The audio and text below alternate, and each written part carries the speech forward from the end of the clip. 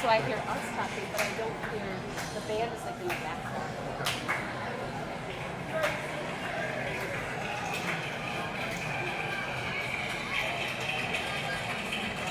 So no talking. Because I hear us.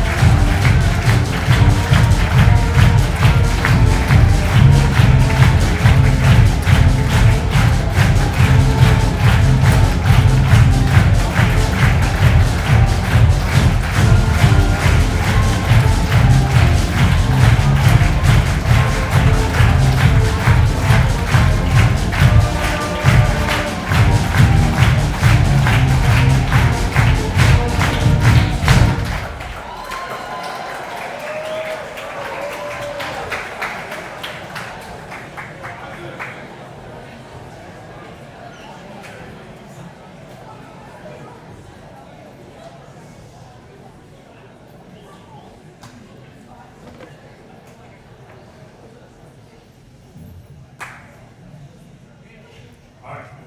Hello and welcome everyone to our students, staff, community members, guests, and most of all, our 2025 Hall of Fame inductees. Thank you to Ms. Raisler and the Kindred High School Band. Please, if you could, give them a round of applause for their great work.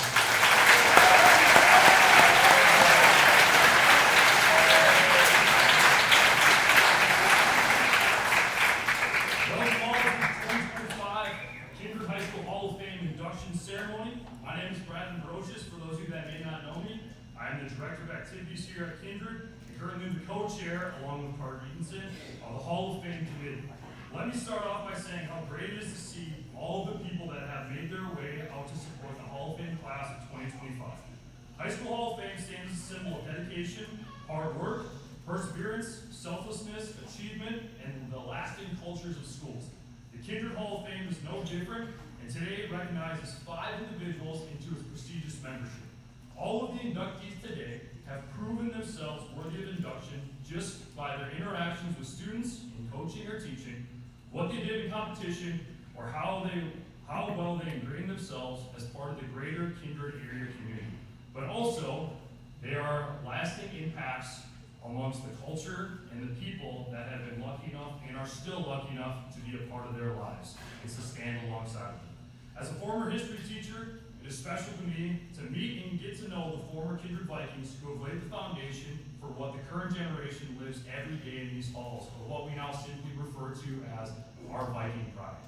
This is our culture, our history, and we are extremely proud to wear the blue and white each day because of what has been built and laid down by those who are being inducted today and those already in its halls membership. It is my honor to lead the ceremony and to formally introduce to you the 5 individuals being inducted on this, the day of 19th of September 2025. The inductees for today will be Joan Holland, Randy Cramer, Pam and Myron Dybing, and Chuck Erstad. Please give our inductees a round of applause.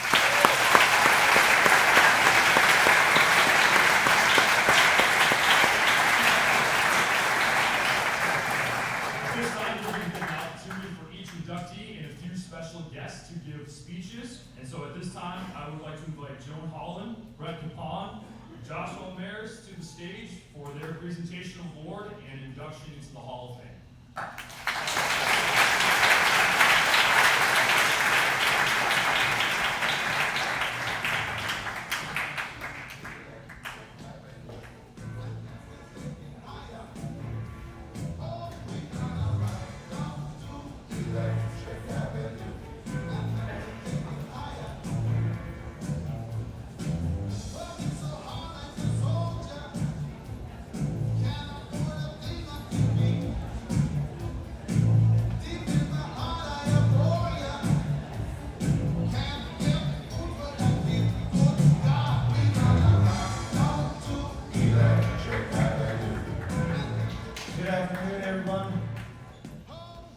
Today I am humbled to introduce someone to you who has had a profound impact on Kindred Public Schools, on countless students and athletes, and on me personally, Joan Holland.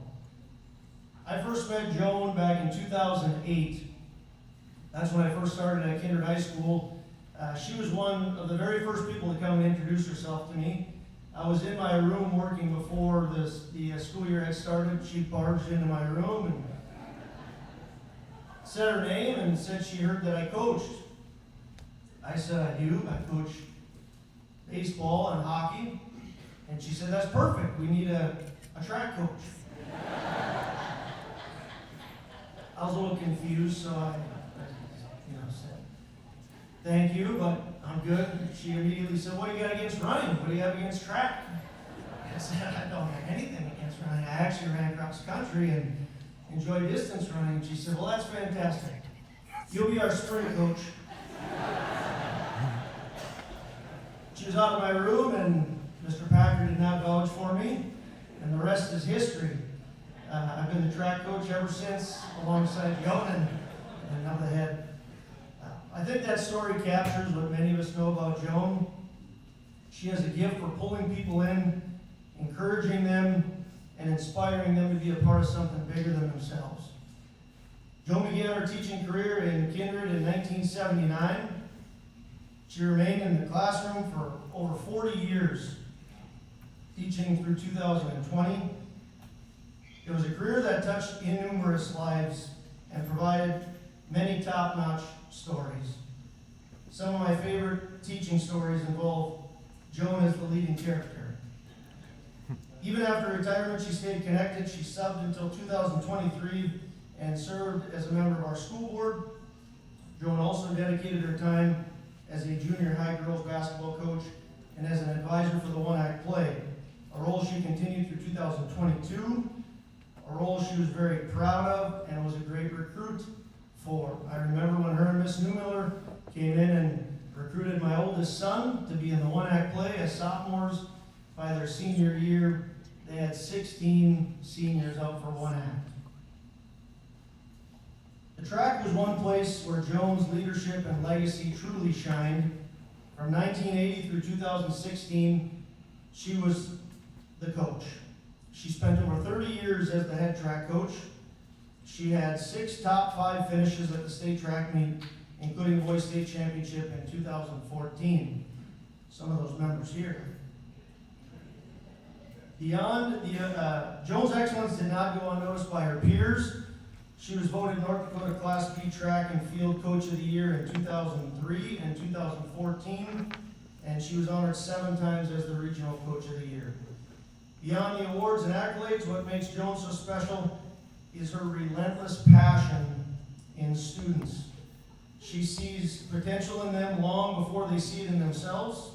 She invests in people, whether it be in the classroom, on the track, in the gym, or on the stage. Teaching was a great pride of hers and something she was fantastic at. Again, many of us in here are fully aware of that. Her peers were as well. She was nominated and won the 2018 North Dakota English Teacher of the Year award.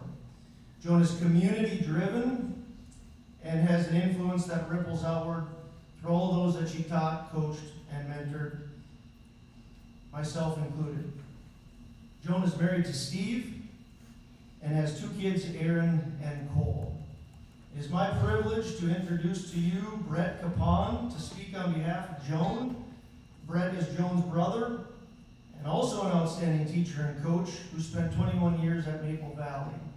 Please join me in welcoming Brett to the stage.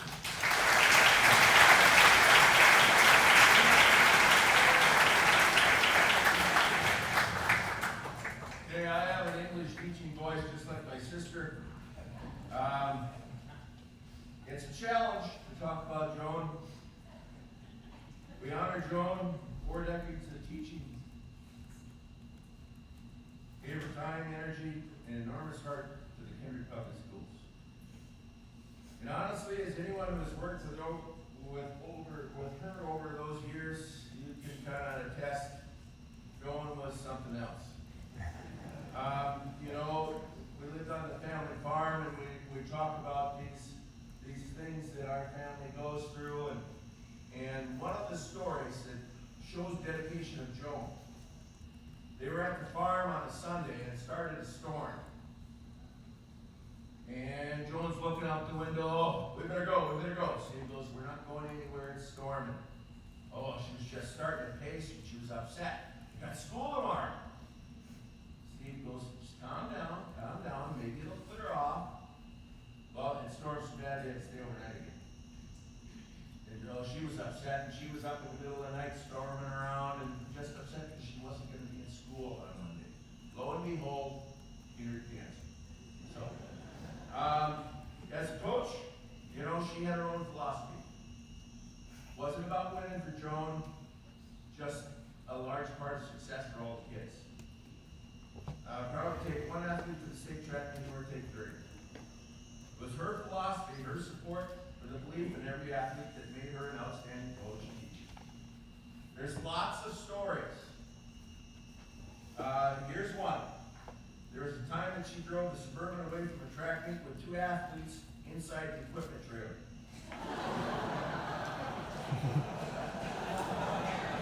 Luckily for Joan, whose daughter's in the fellow coach, they didn't sue.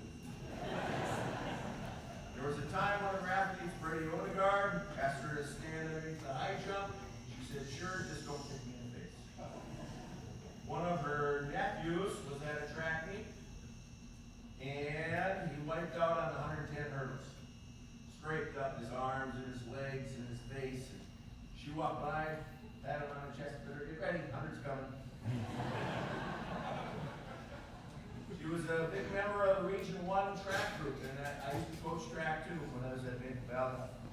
And the famous Joan Holland dinner. Bologna sandwich, white bread, butter, bag of chips with a pop. You know, Joan was never really known for being extravagant or spicy food or things like that. That was just kind of the way Joan liked to eat, just kind of plain. Bologna sandwich, that's fine. She talked about the Joan, the Region 1 track coaches had an outdoor practice. Victor Boucher, the snowplow the track, so she could email the other coaches, did you run outside today? Another infamous story in the lore of Joan Holland track coaching was the time that she was the gun starter at a kinder track meet.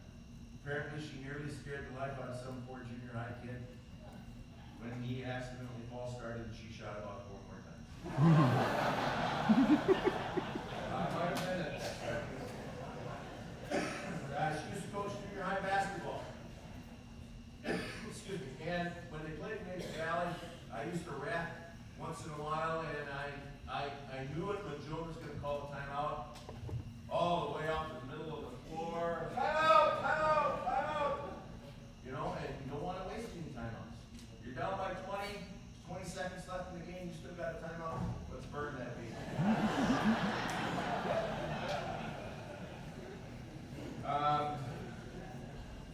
And here's one about making sure every kid gets supported. If a kid hadn't scored throughout the year, make sure that kid gets a bucket. That was important, that you felt some success.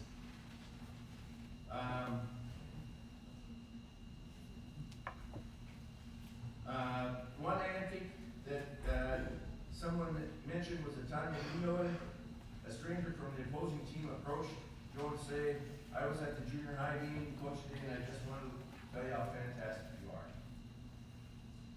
At the end of the speech, as we get close, I am the baby brother of 3 older sisters, and they always talk about me being the chosen one, and I said, yeah, I had to do all the chores and stuff. Well, my other 2 sisters are here also. But, you know, there's lots of things in our life that we look forward to. And there was lots of things. You know, one of my other sisters was in the food service industry, and my other sister was a teacher, just like Joan and I. And I taught English. And Joan and I would go to classes together. And she would say, as we sat down, Brett, I paid for a B. Okay, that's what we wanted. We wanted a B. We didn't want a C, and we weren't paying for an A. So that worked.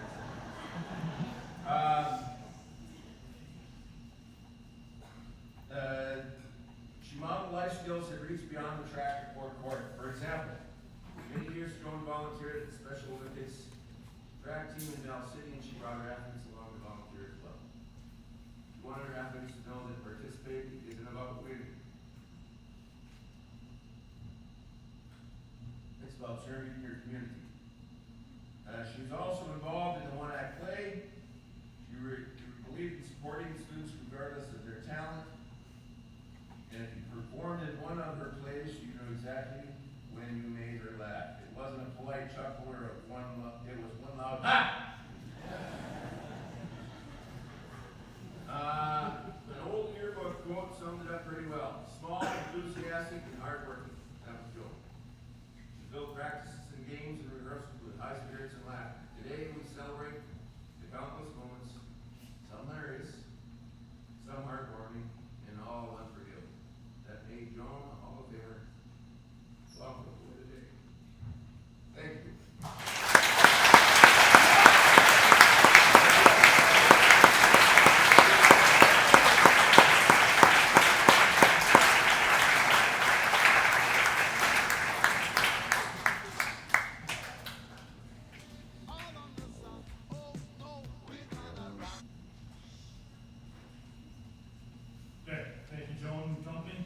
At this time, I would like to invite Pam and Myron Dybing, along with their daughters Melanie and Kristen, and Jen Swenson and Robin Olson to stand for their induction.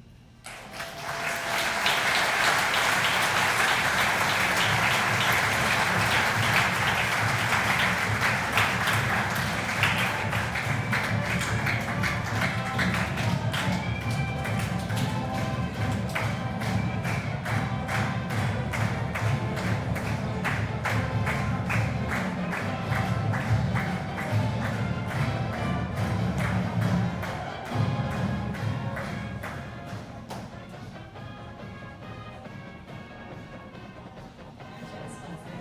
I'm Robin Olson. And we both have a past and present story to share about Myron Dybing. So I didn't grow up in Kindred. I was just married into the community, and I got accidentally involved in an art group, Kindred Area Arts Partnership. So I have to sit at a lot of basketball games because that's what my boys decided they liked to do. So we thought, wouldn't it be fun if the community could play pep band along with the students in the pep band?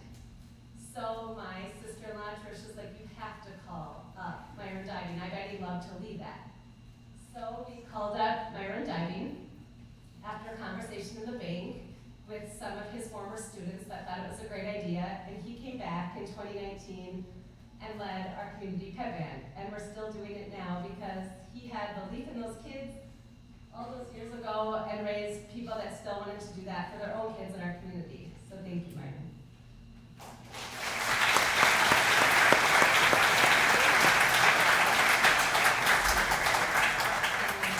I'm not gonna go that lengthy, but I'm gonna have their daughters, Melanie, Kristen, come on up and they're gonna say a few words.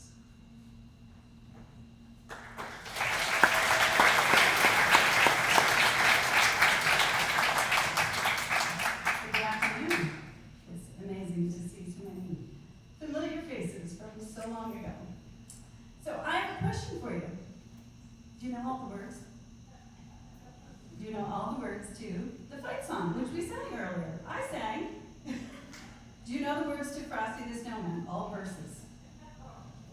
Do you know the words to Rockin' Robin? Do you know the words to the Sleigh Ride? Or do you remember the opening clarinet ceremony or solo from Rhapsody in Blue?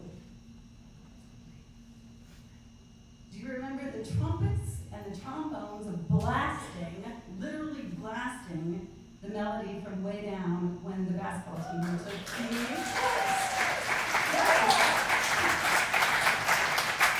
But do you remember the words to those songs and those iconic instrumental verses?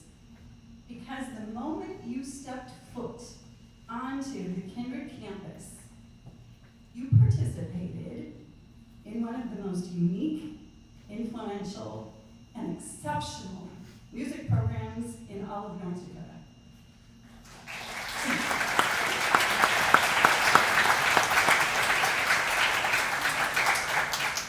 So in case some of you don't quite remember, I'm going to lead you down memory lane a little bit.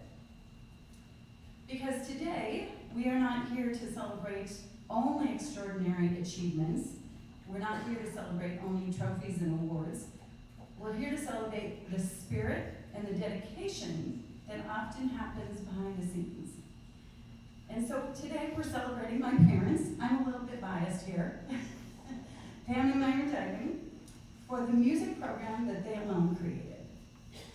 The program that they created showed a community, a state, and sometimes a country, what was possible when every single student was encouraged to perform in and participate in a music program.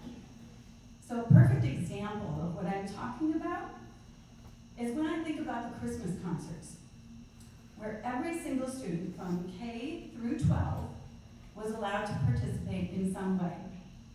I remember there were elementary school kids that just could not stop talking. I remember that the junior high and senior high choirs were involved. The stage band and swing choir was there. And there were students running the sound and the music.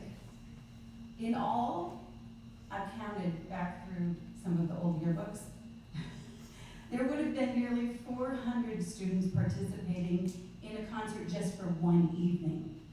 Now, I can't imagine directing and leading that many individuals for just one performance, but they did it year after year until they retired.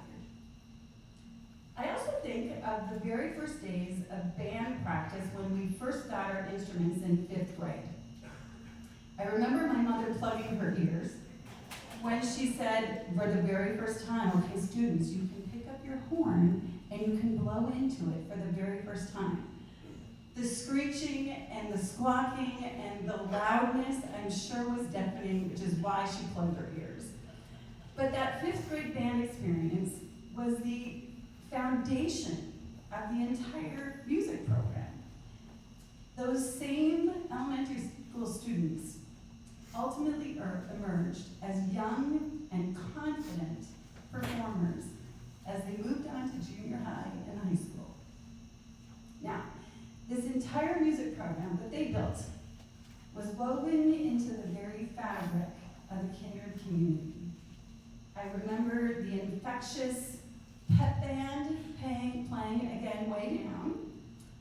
I remember the breathtaking and difficult classical ensembles that the concert band played, including Rhapsody in Blue.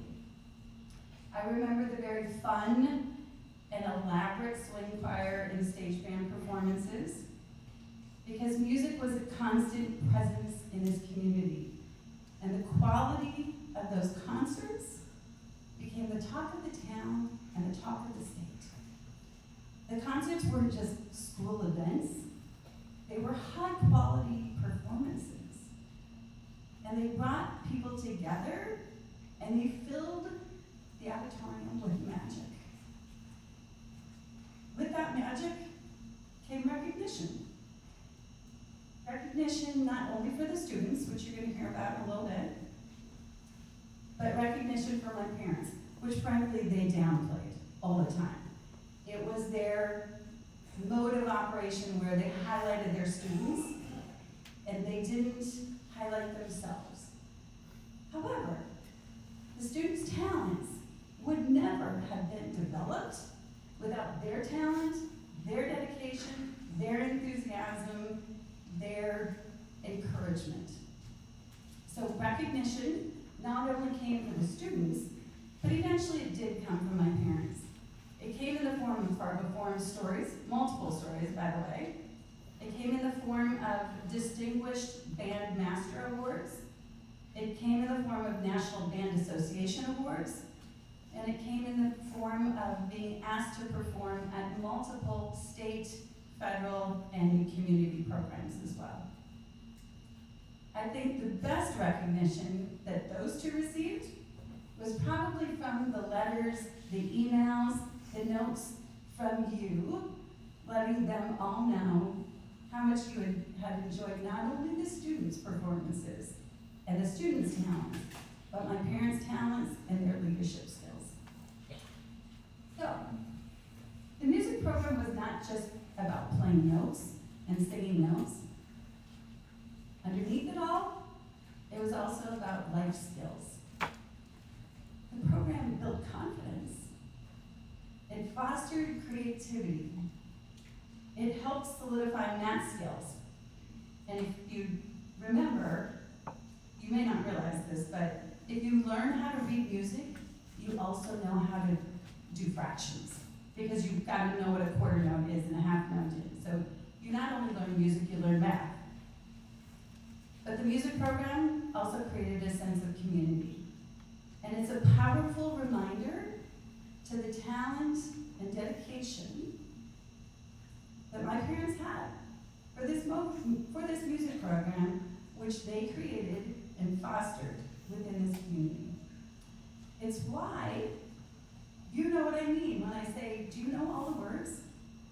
Those lyrics and those instrumental passages are like imprinted in your mind and ingrained in your hearts. So you and we have a deep connection to music. And it is a testament to the passion my parents created oh so long ago Kindred High School, elementary school, junior high, and high school. So, my sister and I thank you for recognizing their specialness that you and we were fortunate to be a part of. Because we all still know all the words, and I know what you're talking about. Thank you.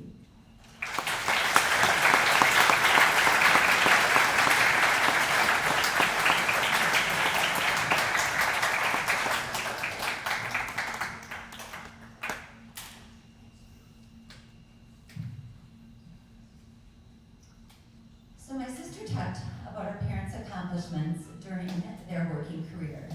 But I want to talk about how music was and always will be a part of our lives growing up, and how it continues to be part of our lives. Some of the earliest memories include being at the lake in the summer, sitting in a boat, and singing as loud as we possibly can to the 8-track tape. The neighbors must have been very understanding. Another memory would be standing in front of the mirror at our house with a hairbrush as a microphone, singing along to the record player. I'm sure we probably didn't sound as good as we thought we did in those situations either. I also remember lots of road trips with the music on, and a few times during driving around the block before we went home, because a good song had finally come on the radio and we had to sing along to it. And then there was karaoke. It all started in my sister's house in California. My dad had chosen to stay at the house while everyone decided to go out and run some errands. We came back 2 hours later to find him sitting at the karaoke machine. He had been there the entire time. And because of that afternoon, there is and always will be a karaoke machine in the garage at our house. And there's always a good karaoke night at the Dybings when we get together. I often think we enjoy karaoke because it's reminiscent of the thrill of those live performances we get to participate in because of the Kindred Music program. While we usually associate music with the fun in our lives, it has also been a part of other aspects. We've all sung at family member weddings, family birthdays, holiday dinners, baptisms, and even funerals. As Melanie said earlier, music has been woven into every aspect of our lives. So I invite you to think back to the last song you truly loved, the one that gave you goosebumps, the one that reminds you of a moment in time, or simply makes you want to get up and dance. For so many of you, they were more than teachers. They were mentors, storytellers, and the heartbeats behind so many concerts and community moments. The music rooms at school, in church, or in the karaoke garage were and still continue to be where friendships were formed, confidence was built, and dreams took flight. Seeing their lifetime of teaching and creative spirit recognized in this meaningful way fills us with so much pride and gratitude, because music for the Dybing family has been a lifelong friend, and we hope it has been a lifelong friend to you as well. Thank you.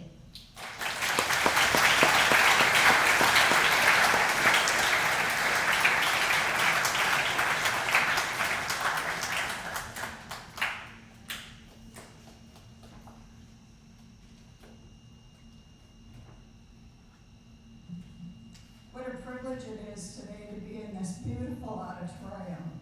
You must be very proud to have this addition to your school system. It is truly a testament of how much support your community gives to your school. Thank you, friends and family, for joining us tonight or today for this presentation. It is indeed an incredible honor to be given this Hall of Fame award. And congratulations to each of the other recipients also. 58 years ago, Myron and I came to Kindred to begin a career in music. We had an 8-month-old baby, no place to live, no babysitter lined up. We had our rooms to get ready for the start of school, and we knew no one. Well, this little town of Kindred, where kindness is a way of life, wrapped their arms around us and welcomed us from day one. They made us a part of their community. In our 30 years of teaching, we hope that we not only taught the basics of music, but were able to instill a lasting appreciation and love of all kinds of music. And that background would take our students into their adult lives. Looking back through the years of living here, we raised our family here. We made so many great friends, lifelong friends. We had countless special celebrations. Kindred was kind to us, good to us, and to our family. Thanks for the memories. They last forever.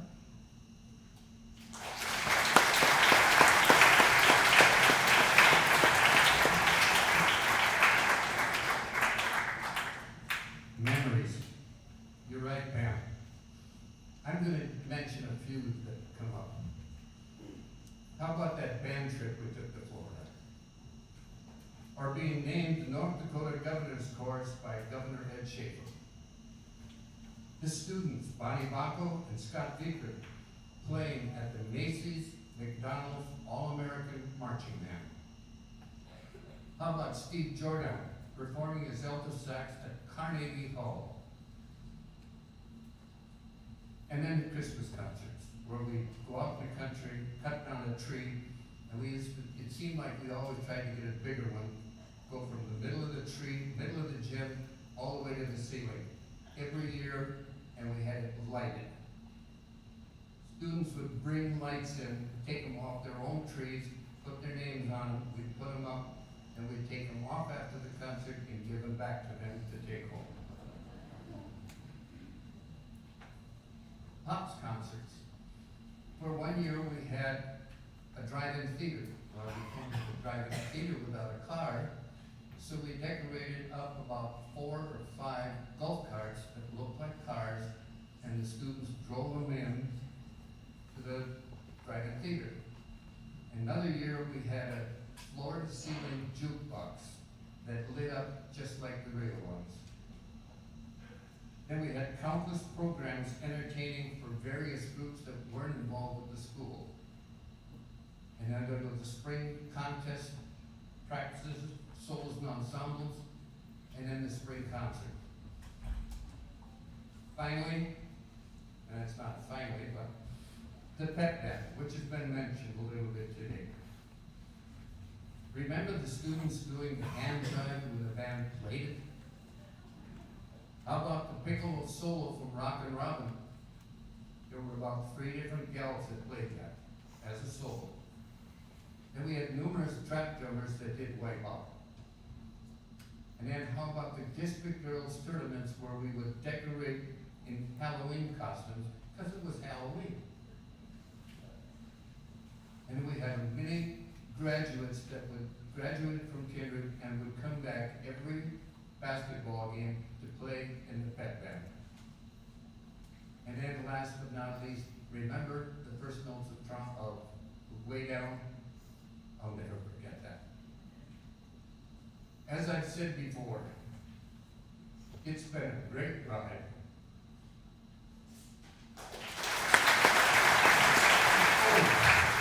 I almost forgot.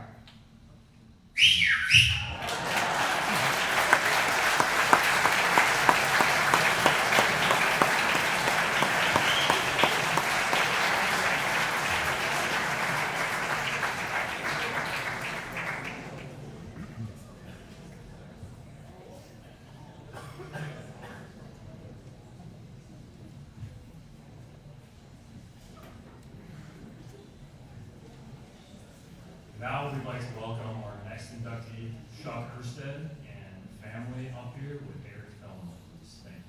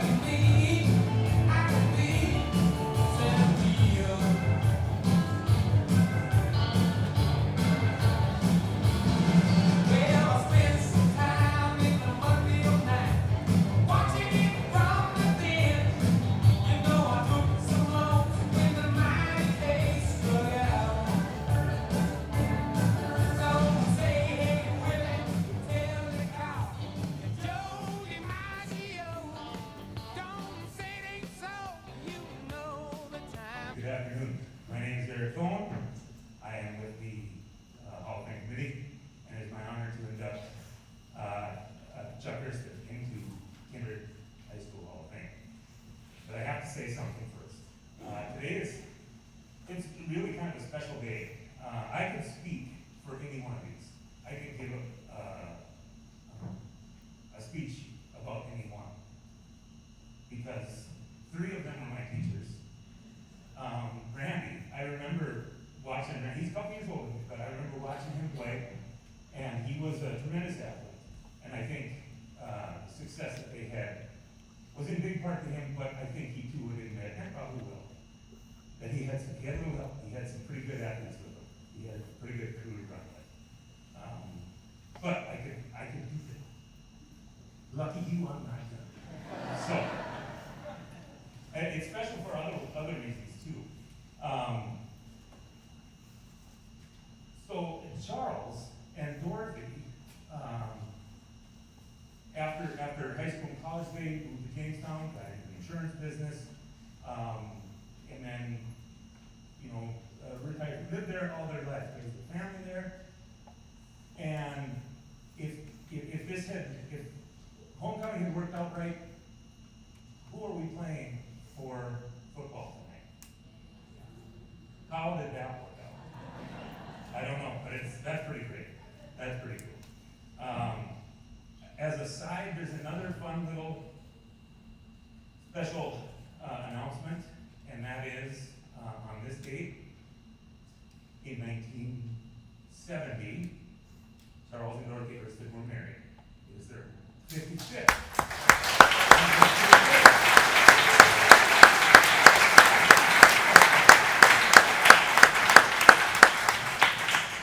Dorothy, what do you think? No, I'm sorry. I know everything. You got it. So, Charles Elwood Erstad, Kindred High School, class of 1957. His nomination, he asked me who nominated him for this. And I said, well, I wasn't sure, so I got the credit. I took the credit. So, you're welcome. And I'm glad you can hear me speaking now. But others, many others that I've spoken to over the years have said that this is not only very deserving, it's long overdue. And I truly agree with that.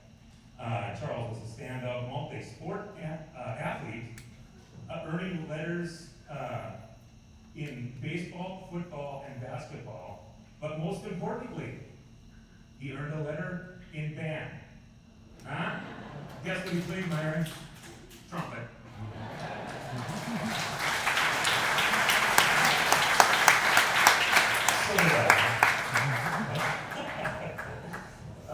Anyway, so when it comes to like high school statistics and records and all these fancy things, I'm going to skip that because in 1970 there was a fire at the school and we don't really have any of those records left. So that was all destroyed back in those days. But through legend and stories and other and personal stories from the family and others I've talked to, they have said that Chuck was a pretty darn good athlete. It didn't matter what he was doing.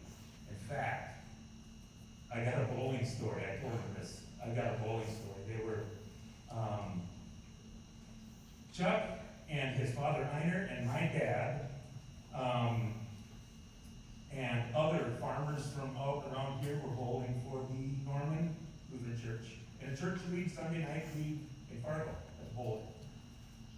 And one of the other members of that team, his wife tells a story of how, she's told me many times, of how they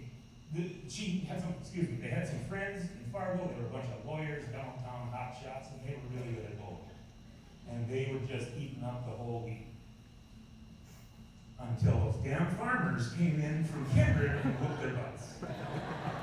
So it's always been about the competition. Let me see here. After high school, Charles went on to play baseball at NDSU. And this is hot off the press. I didn't realize this until this week. So I called up the athletic department at NDSU to see if they had any information on Chuck. And they did. They didn't have a lot, but they did have some. He played in the years 1959, 60, and 61. And in 61, he was third on the team in average with a 273 average, but led the team for the season in hits, runs scored, and stolen bases. Does that sound like something Erstad would do?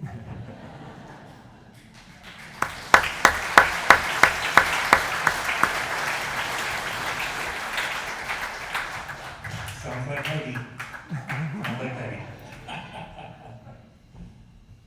So after high school and college, he played softball, fast pitch softball for a number of years, slow pitch softball for a number of years, amateur baseball for a number of years. And not a lot of information there either, but I do have this. In 1958, Charles was playing for the Walcott amateur team, but for the state tournament, McLeod amateur team picked him up as a pitcher to go to the state tournament. In that state tournament, Charles holds a record for most strikeouts in a 9-inning game, 20. So if anybody knows baseball, I don't care what level you're on, 20 strikeouts in a game, that's pretty amazing. You only get 27 chances to bat, so for outs, I should say. So that's pretty good. And then in 1967, at the amateur state tournament I think that was in Jamestown, he was co-MVP of the tournament, where at the banquet, the one and only Rod Carew spoke at. So he's had a long baseball-focused career. It's been fantastic. Chuck was the embodiment of a competitor that truly respected the game and adversary equally, whereby earning the respect of his teammates and his opponents alike. Competition was always the focus, but a true gentleman on and off the field of play. He was humble in victory and gracious in defeat, lessons he learned early and handed down to his family for their life journey. He would say his greatest success in life is his children and who they have become, and they will be speaking here shortly. So I'm just going to sum up and let them have at it. But as a lesson we can all learn from Charles, life can be difficult, but how you handle it can define you. Even now, with Parkinson's diagnosis, he still competes every day with the same drive and determination as he did in his youth. A Viking to the end.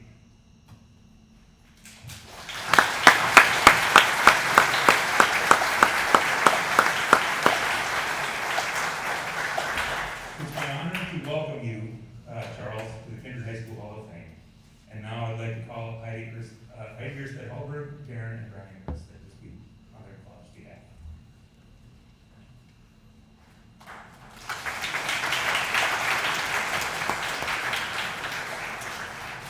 Well, from what I hear, the only way that Jamestown's going to beat you guys is if I stay up here all day long. I'm torn on this right now. Crazy how that's changed, but yeah, you guys have a good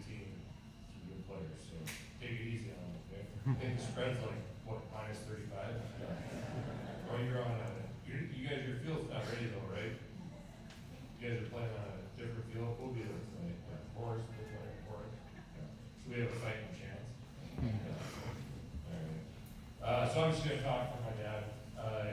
If you don't know Chuck, he's had Parkinson's for 13 and a half years, and he can't talk, but I can promise you that his text messages and emails still, and he tells me what's going on and to all of us. Yeah, but I'll just do this. That's fine. But it's an honor to him to be here and be in the KHS Hall of Fame. When he's told about this from the chairman, Carter Evanson, he questioned his eligibility. He didn't think his stats were good. And let's just say that he going through his notes here. It was a unanimous feeling that he belonged. It was very nice to make him feel that way, and he says thank you, right? But I think that just kind of sums up who he is, and I guess I'll just, as a son, just think about when I would wake up in the morning, and I hear his voice across the room, and I was like, what the heck is he doing? He's doing you kids, especially, like, I know you guys are all checked out, it's fine, just listen for 2 seconds. But I was like, what the heck is he's doing his dictation on his thing. And I'm like, what is he doing? Why is he waking me up? Working when he doesn't have to work. Okay? And then it's like, oh gosh, here's our bus comes up, and it's like, oh, there's my pepperoni pizza from Pizza Hut. Why is it there? My skates are sharpened, they're there. Like, finally dawned on me that he gave up his life to help us kids out. And like, he was doing his job in the morning before we were even awake. He was a claims adjuster at Farmers Union Insurance, but he never missed a game for all of us. And to me, he was always there. And you can talk about being a good player. Yeah, he was a good player. Everybody's a good player. You're good at band, you're good at whatever you do. But if you're gonna listen to me for the next 20 seconds, kids, just remember that when you get older, just be like my dad. Be like my mom. And give it back to your kids. And be there for them. Because it means the life. Like, yeah, we're up here, it's awesome. This is great. But you know what? It doesn't stop here. Yeah, you're all checked out, you're on your phones, I get it. Been there, done it. But you know what? Don't ever forget, when you get older, that this means something. You know, I'm 51 years old, and I'm from Nebraska. I live in Nebraska now, but to be back for my dad here now, like, you guys, you need to understand that it means something. And for Mom, where are you at, Mom? Where is she at? There she is, right there, yeah. Oops. So, yeah, it's a real thing. So it never stops. So you can sit up here and talk about old stories. I'll tell you right now, kids, you guys are gonna be here soon. You don't think so? But old people laugh. But I'll just tell you, just be a good person, and you start getting older, just remember that this is real. And I'm just really proud that you're my mom. And Mom too, so, all right.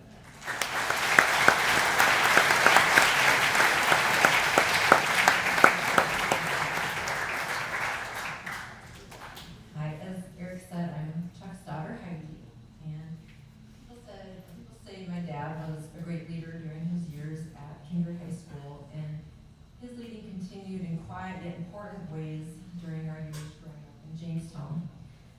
While my dad wasn't able to provide much guidance when it came to my gymnastics, he did lead by coaching my softball team and giving me personal workouts of pop flies and batting practice in the ball diamonds that were very conveniently located right behind our house in Immaculate Apartment.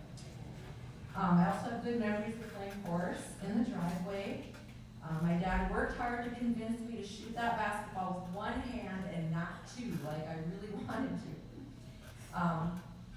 But of course, Dad did always stress using two hands when catching a softball or a baseball. And Derek has said many times that as he caught the last out of the 2002 World Series, he remembered our dad's voice in his head telling him to use both hands, right? But more important than helping us grow as athletes, our dad set a wonderful example of what it means to be a loving and supportive parent. Like Darren said, he just rarely missed any of our sports events, and that dedication is something that Darren and Brian and I have tried to continue with our own kids. During the years I was away from home at college at Concordia and then later teaching near Rochester, I still felt my dad's love. Back in the day before internet and email and smartphones and all that, I always looked forward to checking my mailbox because there was often a fat envelope from my dad full of newspaper clippings. He always took time to help me feel connected to what was happening back in Jamestown, and especially with my brother's sports events. Lastly, Dad had a positive attitude no matter what was happening, and that continues today, especially now when there's so much that he could complain about, he chooses not to. So thank you, Dad, for your love and support, for always asking me how I'm doing, and for being such a great role model. We love you.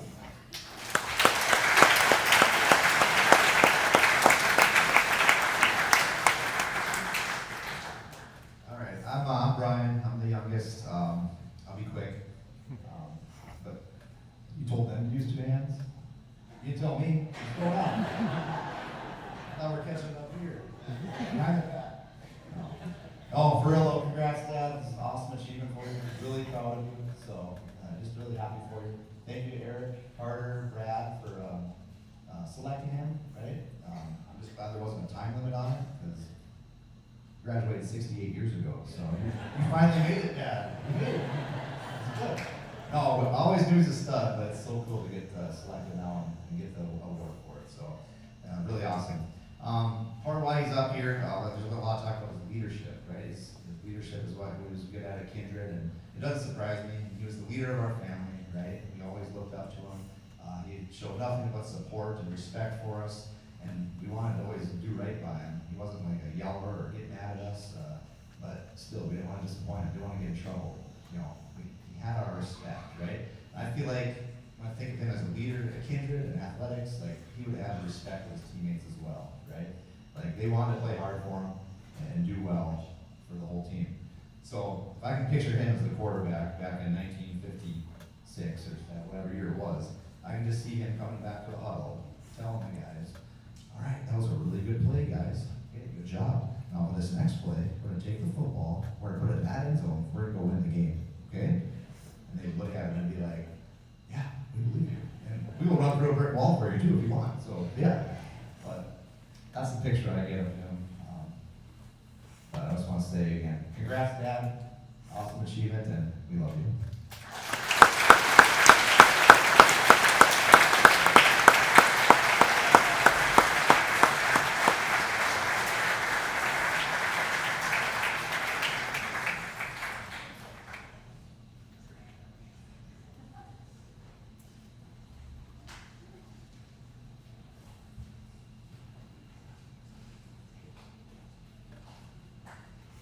All right, last but not least, we have Mr. Randy Cramer, Mr. Carter Edenson, and wife Lisa coming up for their Hall of Fame induction. So give them a round of applause.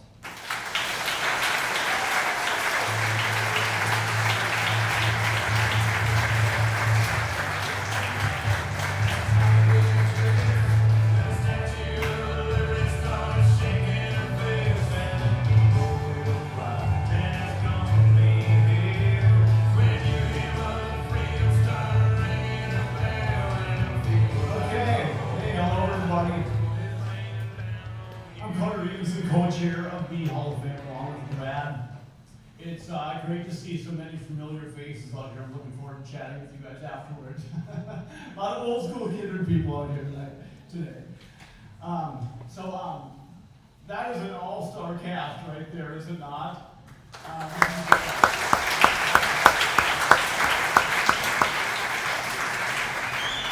So I talked took on this role, I would talk a lot of kindred athletics with everybody. And inevitably, the conversation turns to who was the greatest of your era. And when that gets brought up to me, I don't have to think twice. The greatest in my era is Randy Cramer, without doubt. Yeah. So I was lucky.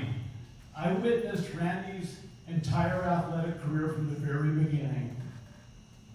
I was a classmate of Randy's, a teammate of Randy's, and most importantly, a friend. A good friendship that continues to this day. So Chuck, just as you were the face of athletics in your era, and you were, Randy was during my time. He was the face of athletics and very well known. So Randy's incredible athleticism was very evident early on. I'm talking early 70s here, guys. I'm going way back.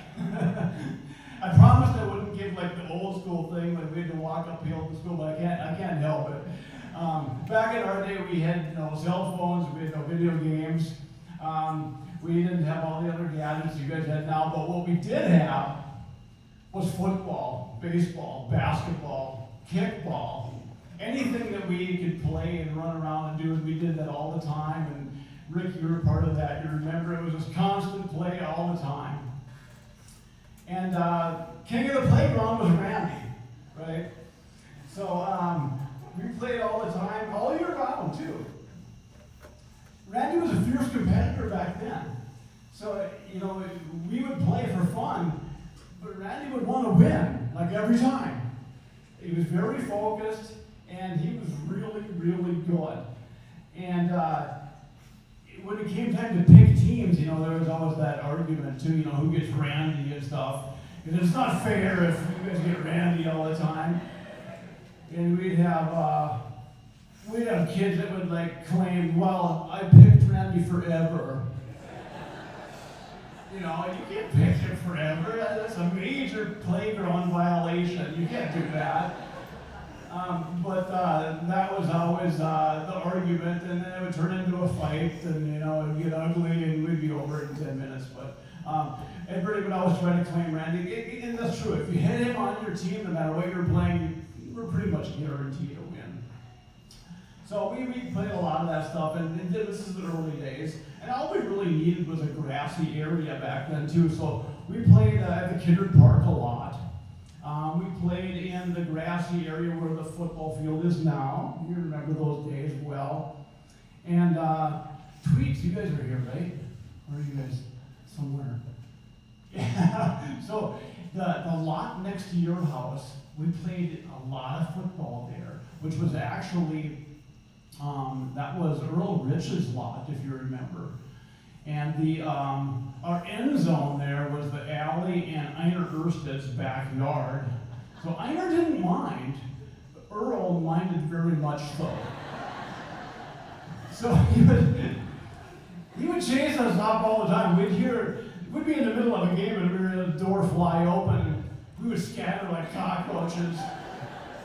And that got to be a regular thing, but Randy, I did make it up to Earl in our adult years. So we were in our early 20s, and I talked to Earl. I'm like, you know, I'm sorry, man, I'll play in your yard all the time, but in our defense, your yard was a perfect Nerf football field, you know. And in his gruff voice, with a cigar, oh, that's okay, Carter. I did stuff like that when I was little too, so we're all cool then. But having Randy on your team was just great. And as a classmate of him, you know, we'd take on other classes and we would pretty much win all the time. The time that was not fun, and you guys would remember this, was in elementary school field days. I don't know if they still have that. Do you guys still have field days? Okay. It was basically track and field day at the end of the school year. And it was, you know, anybody could compete in anything you wanted, but it was individual. So it was 50-yard dash, 100-yard dash, long jump, high jump, softball toss, a bunch of other stuff in there. And of course, Randy would do everything, right? So like we would be, well, how come we don't get a chance at a blue ribbon ever? And we would complain to the teachers too. We'd say, how about if Randy is only allowed to do 2 things?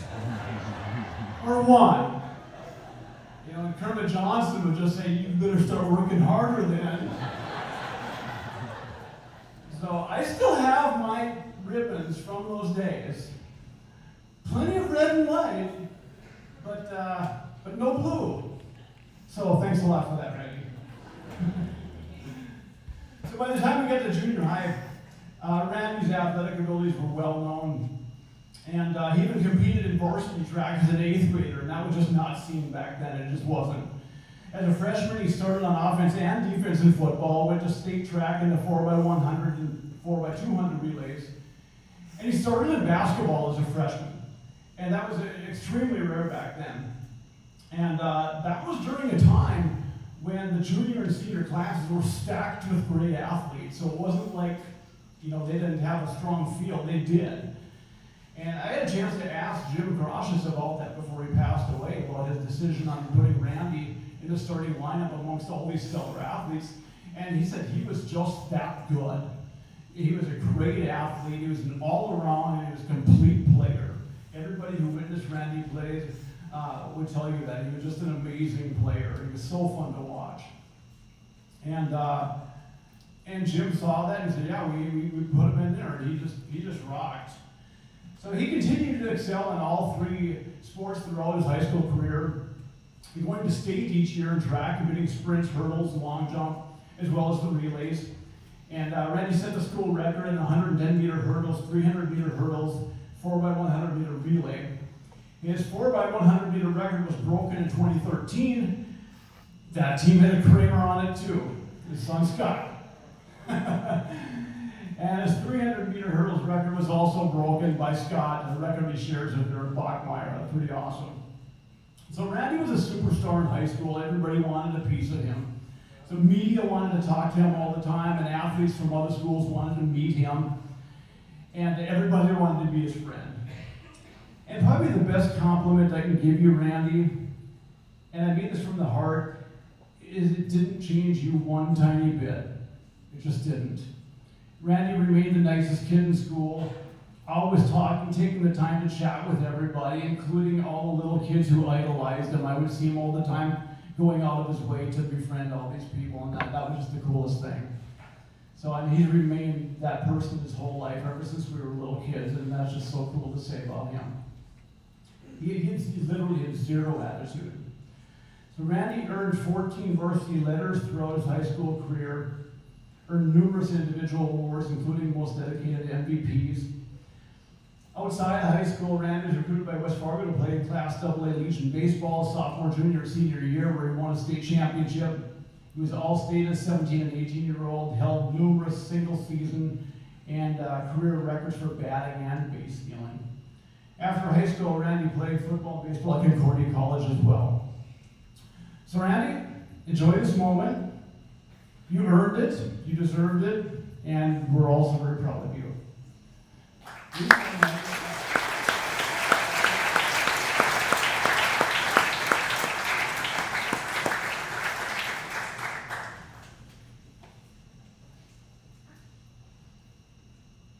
Today is a special day. Today I have the honor of introducing my husband, Randy. Not because only of his accomplishments in sports and in life, but today also happens to be our 33rd wedding anniversary.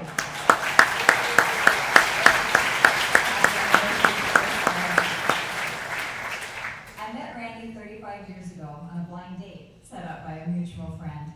Randy is different from the others I dated in the past. He was special. He was funny and kind. He had a great smile. He was easy to have a conversation with. He loved his family and friends. He had a passion for sports like I'd never experienced in a person before. We hadn't been dating very long when Randy opened this cardboard box that held papers and trophies and other mementos from his past. He began to share with me this beautiful life that he'd lived so far. As he shared things from his youth, I saw a young man of passion, strength, and excellence. But the thing that caught my attention the most was his faith. papers in that cardboard box was this. You can see how old it is with this little rusty paper clip. Randy had the honor of being asked to represent his senior class with a speech on class night, which was an event that the senior class held about a week before graduation to get the celebration started off right. He tried to read the speech to me, but he kept choking up. I took it from his hands and read it silently. Seeing his emotions and reading this 18-year-old's words, that was all it took to tip the scales in Randy's favor. That was the day I fell in love with my sweet boy. Randy has always had a unique energy for life. He is a leader at heart. This special combination of energy and leadership have brought many opportunities his way. From starting a family to starting a business, I've had a front row seat as his partner in life. Being his wife has made me a better person. If I tried to create an exhaustive list of all of Randy's accomplishments, we'd be here all day. So I'll just hit some of the highlights of his well-lived life as I remember them. When we moved to Kindred in 1995, Randy was working for Modern Women of America Life Insurance. In order to get his name out into the community, he decided to make a Modern Woodman Parade float for the Kindred Homecoming Parade. We made some real doozies over the years.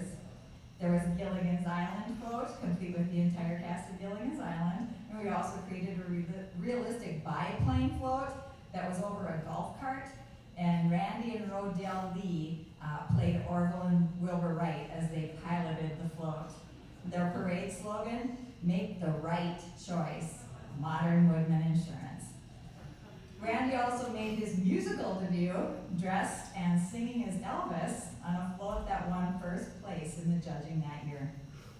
During our first few years of living in Kindred, the park board was having financial trouble keeping the swimming pool open. Being a problem solver, Randy became the president of the park board, and together they made the changes necessary to save and even improve the pool. Today the pool is better than ever. Another endeavor Randy undertook was to create the first annual Kindred Days celebration. Kindred Days has grown into a very impressive and fun event as the population of Kindred continues to grow. Kindred is a better place because of people like Randy who love and tirelessly serve the community, never expecting a pat on the back, but today we are pleased to honor you for your efforts. As our 3 children grew, Randy worked hard to instill a strong work ethic and sense of community pride in them. Randy volunteered to coach baseball, football, and track since our kids were young. In fact, he, along with our children, still volunteers to work and to meticulously rake out the long jump pit at track meets. Randy is meticulous when it comes to mowing grass, so he took it upon himself during his years of coaching football to be the groundskeeper for the football field. What started out as a mowing job quickly became he was perfectly striping the field, which eventually turned into creating a giant Viking head painted on the 50-yard line. It was and it continues to be a family effort of community pride through our children as they make their mark on Kindred. Randy has served on many committees over the years. He was a board member of the Elm River Credit Union for over 20 years, and he served as the chairman of their board for them for the last 10. He also served as the vice president of the Booster Club for several years, and was the chairman of the Viking Pride dinner and auction for multiple years. My husband loves Jesus, his family and friends, and community without reserve. Which brings me to his class night speech. Please allow me to share some excerpts of the speech that he shared with his classmates so many years ago. Parents, faculty, classmates, and friends, it is my honor to speak here tonight on behalf of the class of 1983. For 12 years, this class in front of me has shared many memories. We've always had each other to share our happinesses with, as well as our sorrows. We've always been there to hold each other high in the air during victory, and we've always had each other's shoulders to cry on during defeat. In only a little more than a week, this class will be a memory at Kindred High School. We can only hope that the memory we leave will be great and of high respect. We, the graduating class of 1983, have been a class of high accomplishment in all areas of high school education. But even more than this, I believe that we have been a class of high morals and good example to our underclassmen and to our community. I hope and pray that as each of us go our own way in life, that we will continue to live with high morals and good example.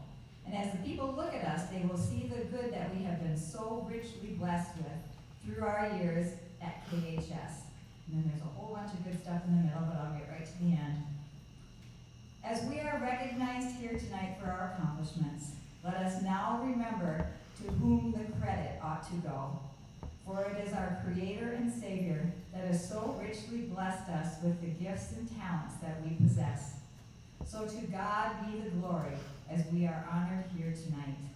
And as we reflect on our school years, let us thank our Lord for all He has given us. And as we plan for the future, let us pray for His guidance.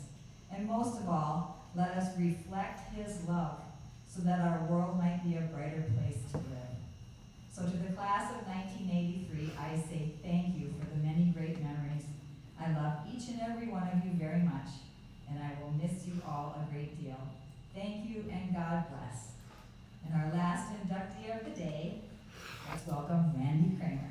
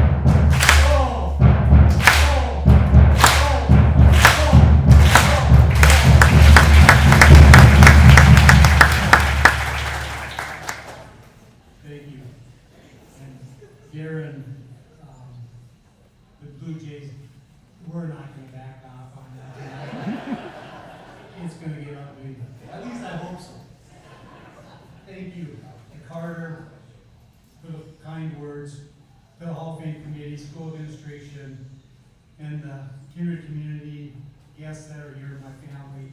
It's wonderful. Congratulations to the other inductees. Well deserved for all of you.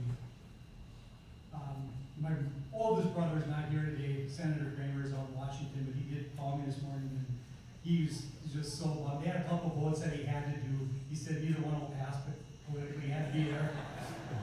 But he wanted to be here for me, but even more so, he wanted to be here to see Myron Dybing.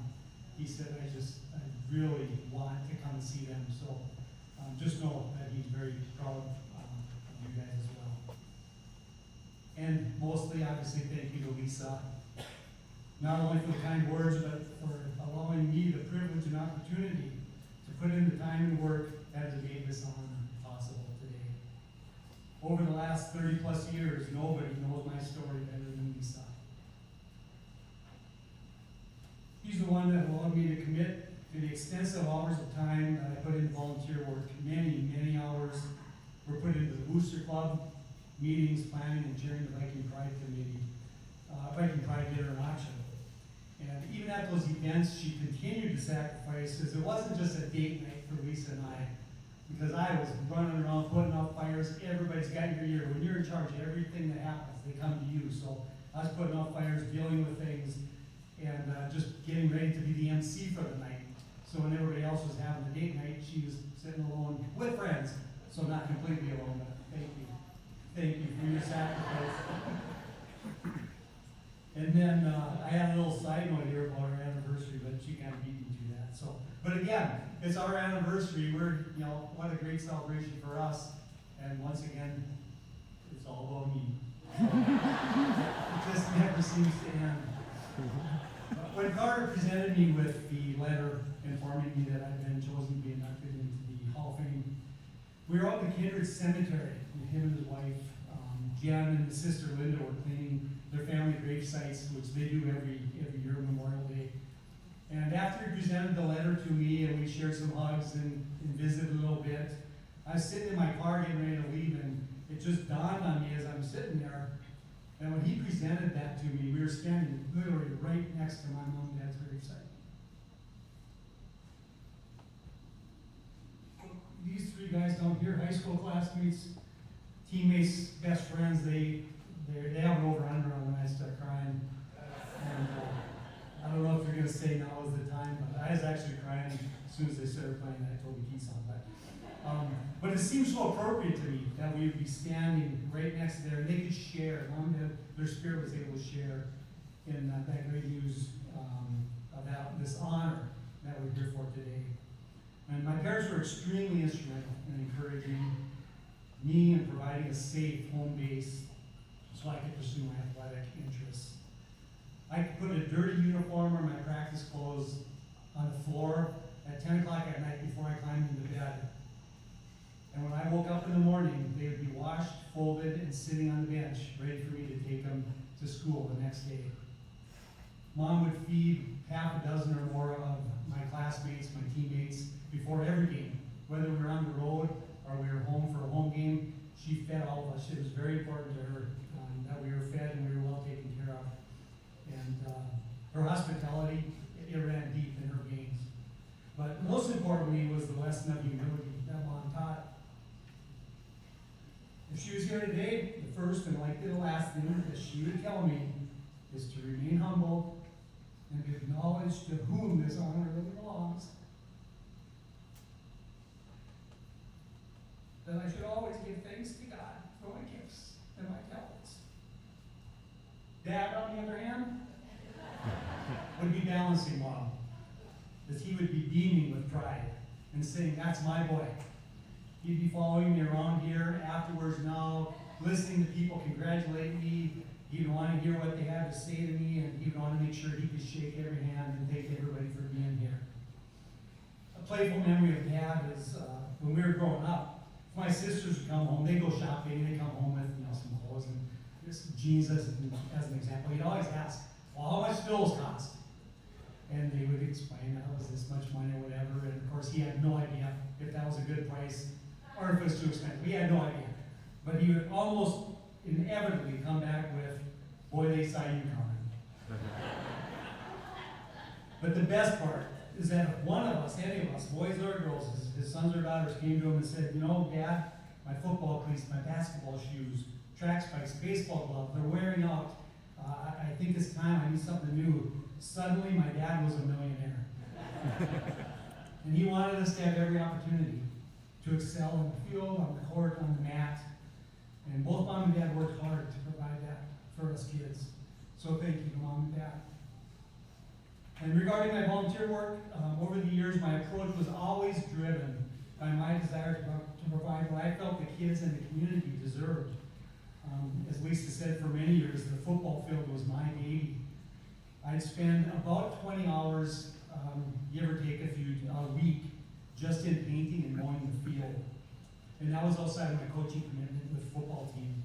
And I'm still of the mindset that the assistant coaches, the real ones, not the volunteer ones like me, but the real ones, need to be coaching and preparing the team for competition.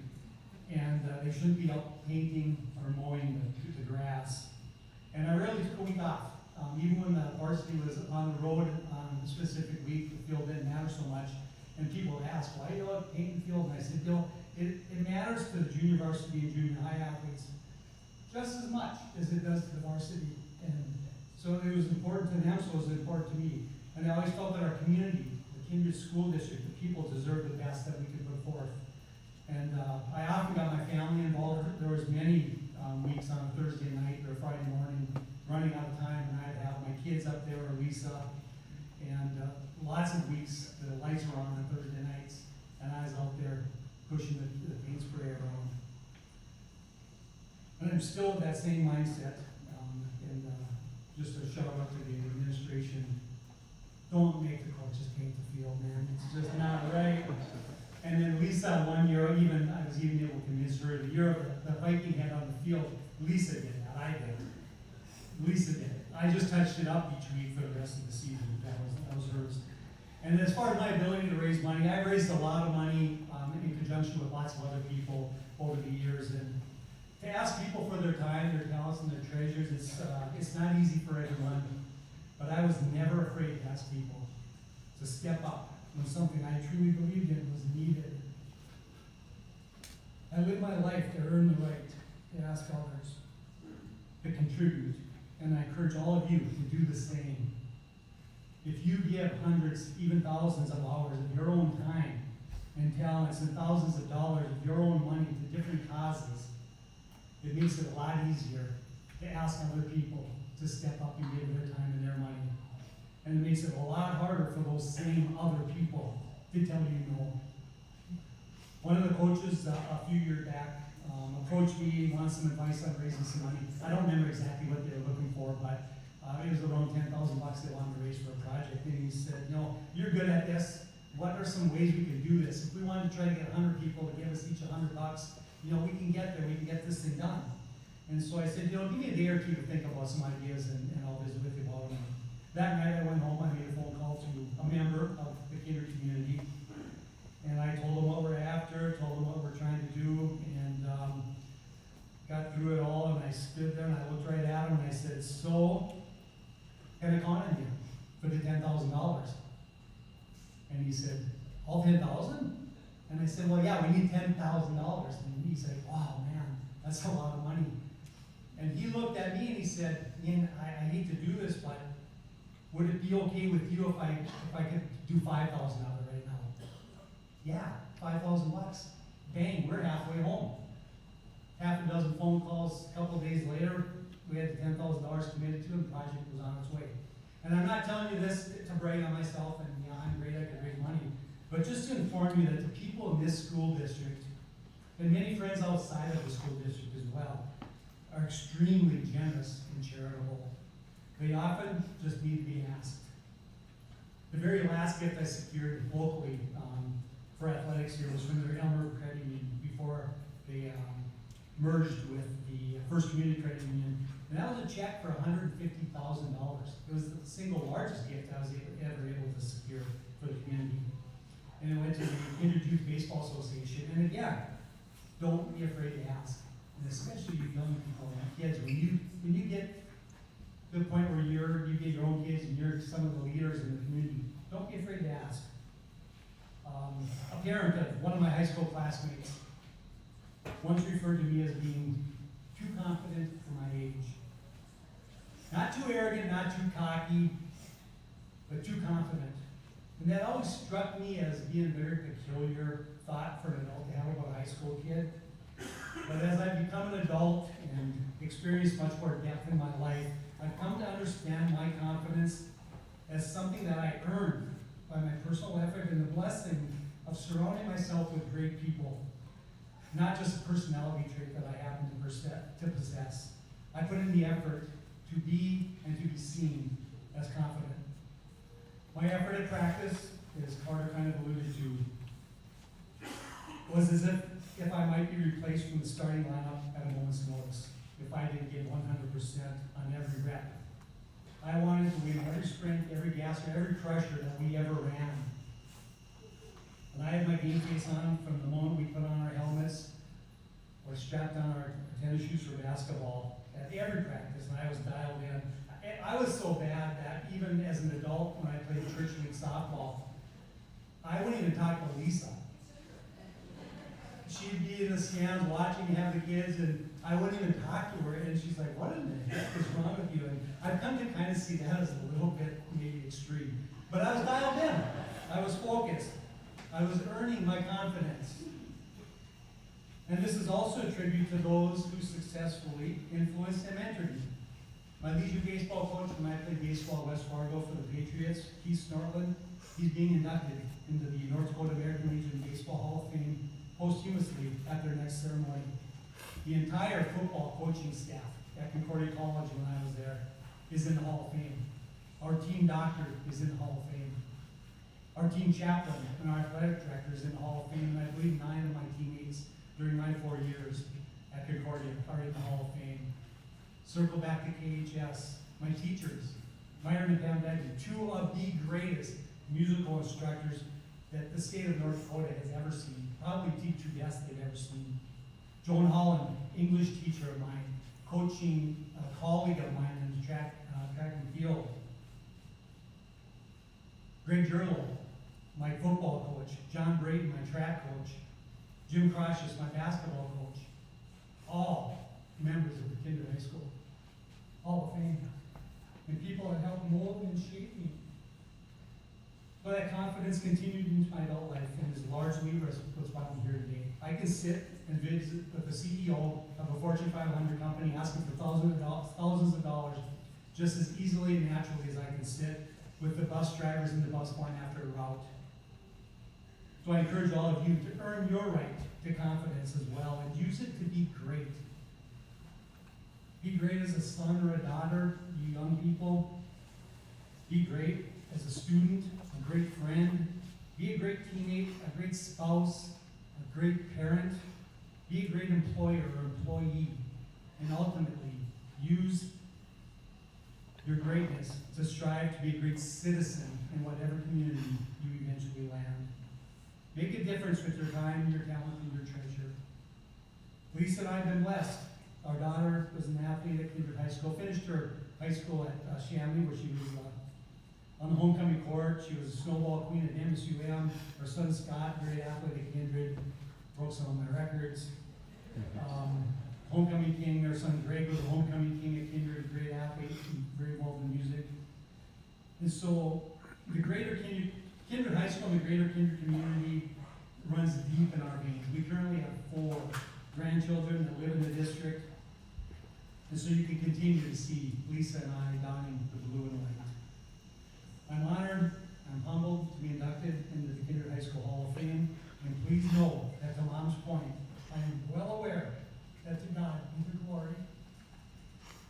Thank you for this great honor. God bless all of you. And as always, go Vikings.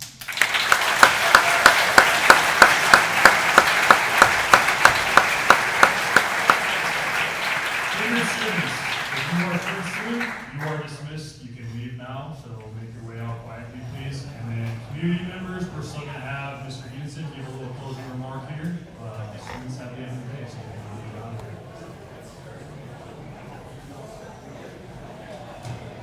here. Okay, thanks everybody. Thanks for coming out. Appreciate it. Thanks to Brad and the committee. Again, such a stellar lineup here. So a reminder here that there are cookies and drinks afterwards in the commons, right? So I hope you guys can all make that. I'll have to chat with you guys. There's also a tour of the school still, right? For those interested. So anyone interested in touring the school, that's going to be available at 3:45. And then also a reminder that tonight's football game will be at 6 o'clock in Horace. And the inductees will be introduced at halftime. So again, big congratulations to Randy, Chuck, Joan, Pam, and Myron. You will forever be immortalized in the halls of Kindred High School. So let me speak for the committee, the school, and the community when I say that you make each and every one of us proud to be a Kindred Viking. Thank you. This time, community, if you'd like to make your way to the commons for the food and drinks, we would like the 5 inductees to come up to the stage individually so we can take a picture of all of you with your awards. But the rest of you, that concludes our ceremony for the day. So thank you all for coming.